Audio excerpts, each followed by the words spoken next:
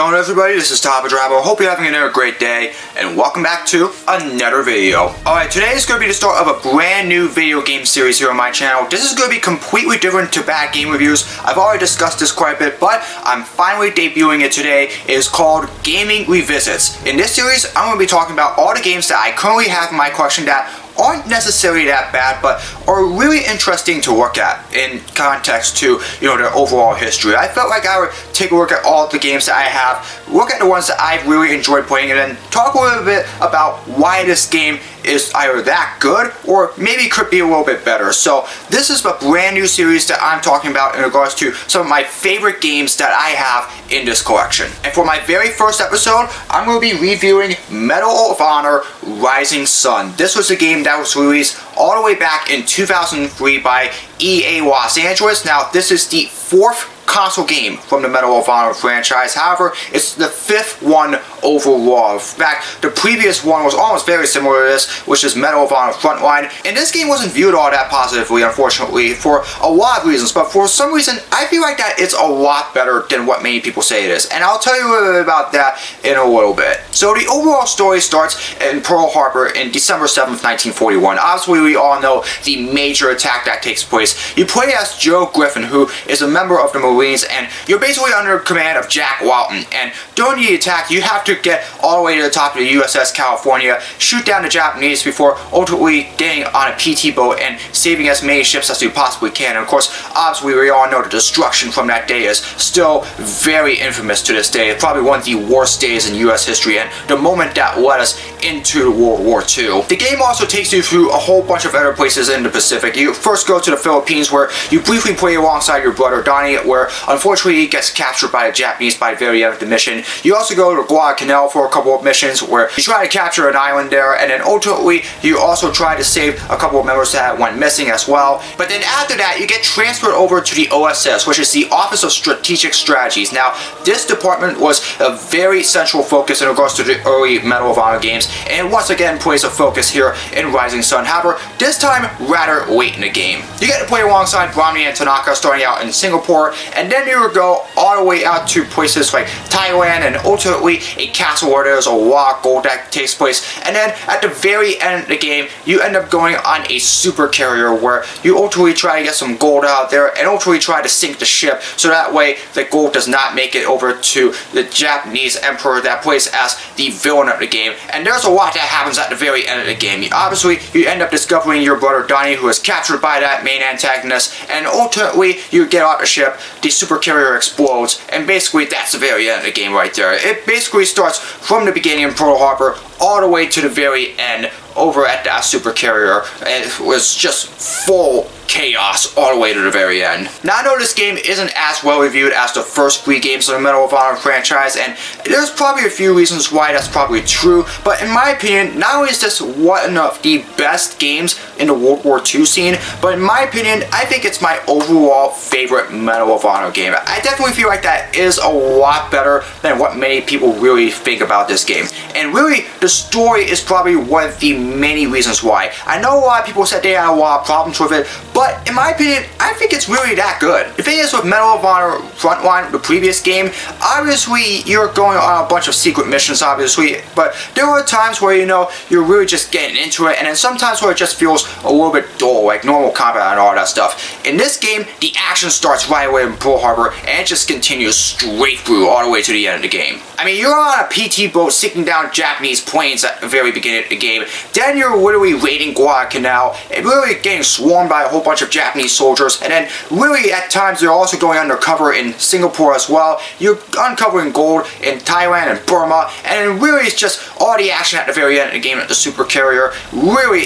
the action here is just absolutely intense. And the reason why I say it's good is because it just really had me on the edge of my seat all the way through the very end of the game. And really, I just had no idea what was going to happen. Some of the things that really took place really shocked me, and it really just brought a whole lot more intensity to this game. And I definitely feel like that because of that, Rising Sun's overall single-player campaign is a lot better than many people think. Now, granted, I do wish that there was an extra mission or two at the very end of the game in which you got to rescue your brother Donnie before the end of the war, and really, I definitely feel like that it could have brought a lot more closure to it. Obviously, we would get that with Heroes 2, but still, outside of that, this was a game that, in my opinion, really stands up to the test of time, and I definitely feel like that the story mode is one of the reasons why. One of the other things about why this game was so good was because this was one of the very few Medal of Honor games that actually had an online multiplayer mode, and trust me, that was very popular with this game during the time that it was popular in the gaming world. From 2003 all the way until at least 2006 or something like that, the online multiplayer would usually have about 32 players playing some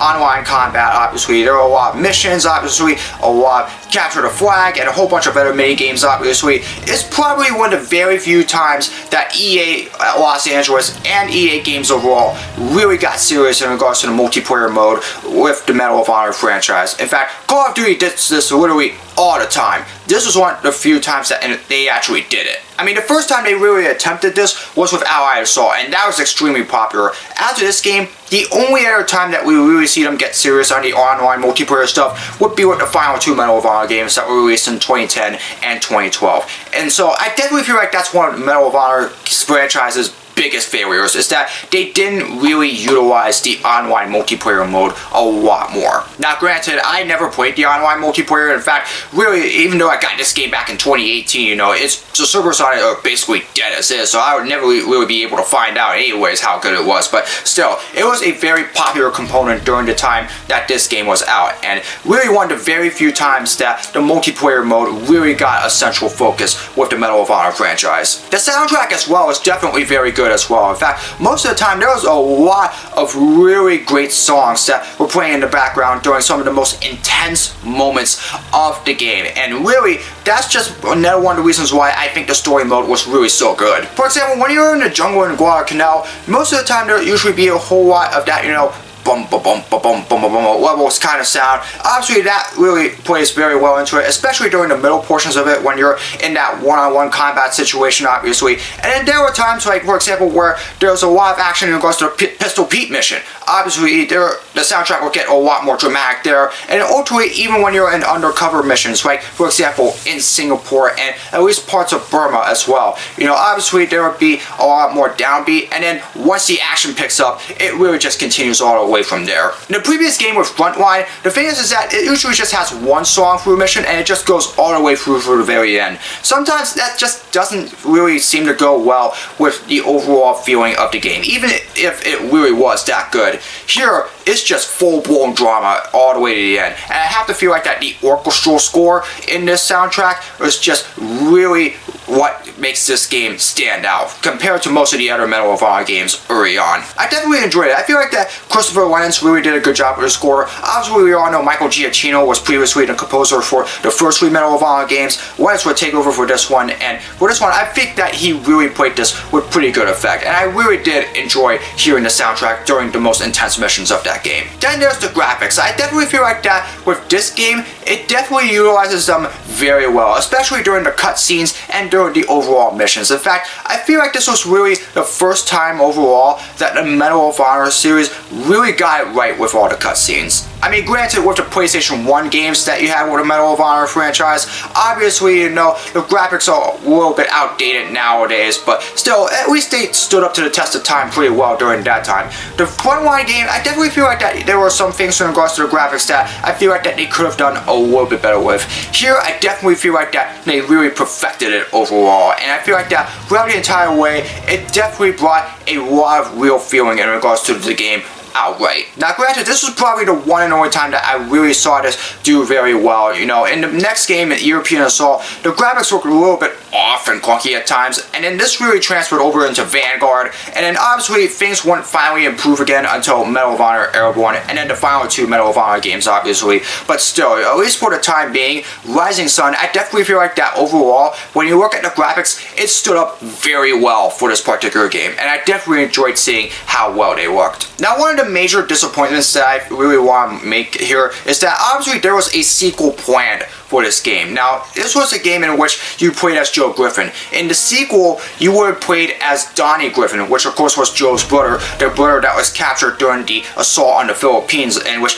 I don't know really exactly what they were planning. Maybe he was trying to see if they could escape capture and we would reunite with his brother Joe. But again, obviously we would get some closure in regards to that from Heroes 2. And I say that because thanks to the reviews of this game, that sequel was unfortunately cancelled. And unfortunately as a result, we never really got a chance to really experience what would have happened with Donnie. But again, we got that closure with Heroes, and thank goodness for that. But outside that, I definitely feel like that, the missions, there could have been more. I definitely feel like that, like 9 missions for this game was just way too little for a game that was over 3 hours. In all the previous Medal of Honor games, there were about at least 18 or 20 of them. If they could have had at least 15 or 16 of them, I definitely feel like that it would have been a whole lot better. And I definitely feel like that, we would have gotten a lot more of a real sneak peek of exactly everything that was going on during the war in the Pacific through the lens of Joe Griffin, and ultimately see what eventually happens with Donnie Griffin at the very end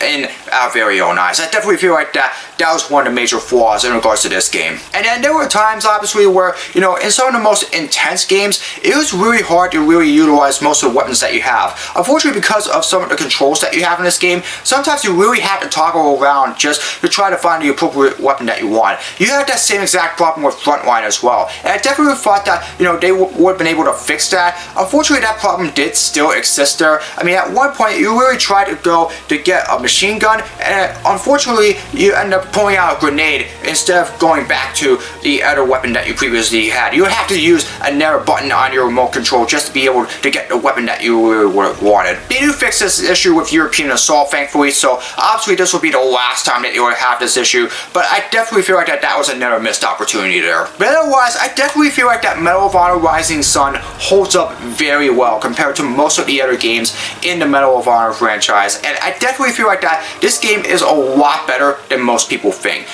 Obviously that games that were reviewed negatively at first, whenever it gets some time to age over the future, many people will definitely work back and say, you know what, this game is actually a lot better than most people say it is. And really, this is one of those games, in my opinion, that stands up to that. The story, as I said before, is just straight up action in Pacific all the way through the very end. The soundtrack was very good, and really, just the overall feel of the game, I definitely feel like that overall Rising Sun definitely stood up very well. Now, of course, ever since Medal of Honor was disbanded in 2012, we've only really had one Medal of Honor game released since, and that was in 2020, which was a VR game, obviously. I really would love to see a reboot of the overall Medal of Honor franchise. Would it be in the World War II scene? Probably not, because most franchises now are mostly stuck in the modern or futuristic warfare scene in regards to actual combat. But still, if we were to get a reboot of the Medal of Honor franchise, I would love to see at least one game in the World War II scene, just to really relive the feels of everything that was going on, especially here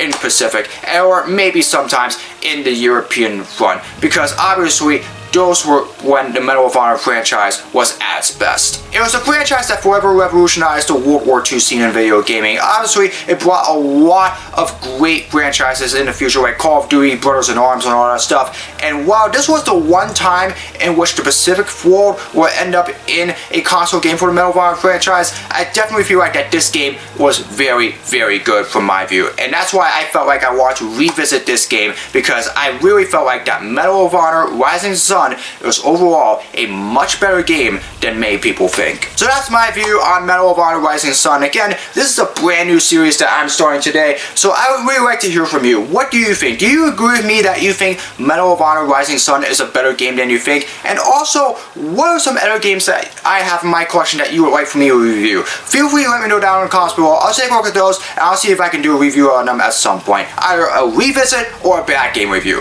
Who knows? Anyways, that's going to do it for this video. I hope you all enjoyed it. As always, if you like to see more of my content, be sure to subscribe and hit the notification bell so you know when my latest video is released. Comment below for future suggestions for all my videos, whether it's blogs, projects, or challenges, you name it. Leave it in the comments below and I'll do my best to make them. As always, follow me on my social media. All the links are in the description below. That's going to do it for this video. I hope you're having another great day. Again, if you're looking to really get into the World War II scene in video gaming, particularly in the retro area, I really encourage you to get Medal of Honor Rising Sun. It's definitely a great game, and it's really cheap as well. I mean, most of the copies that you will see are probably around somewhere around $5 to $10. So I definitely encourage you to get a copy of this and play it for yourself, and tell me what you think about it. So I really hope that you enjoy this game if you get this. Otherwise though, thank you so much for watching. I hope you're having another great day. As always, I hope to see you all of you again in another video very soon. So long, everybody.